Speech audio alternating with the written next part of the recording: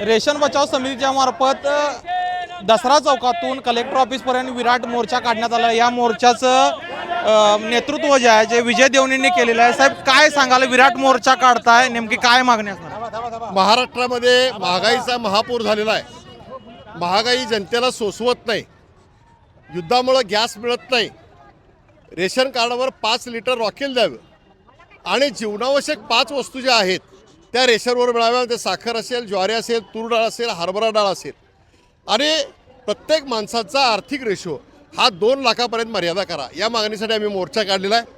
महाराष्ट्रामध्ये महायुतीचं सरकार जे आहे ते राजकारण करतंय, पण राजकारण करताना या महाराष्ट्रातला शेवटचा माणूस, गरीब माणूस, मध्यमवर्गीय माणूस याच्याकडे बघायला मुख्यमंत्री तयार नाहीत।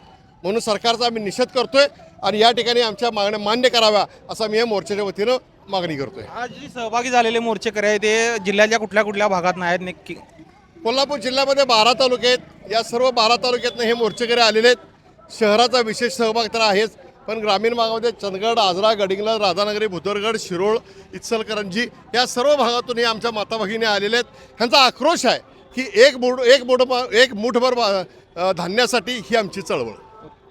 आपण पाहिलं असेल एकंदरीत महागाई वाढलेली आहे, महायुती सरकार गरिबांकडे बघायला तयार नाही आणि या अनुषंगानं आम्ही विराट मोर्चा काढतोय आणि सामान्यांसाठी एक मूठ धान्य अशा यांच्या मागण्या आहेत।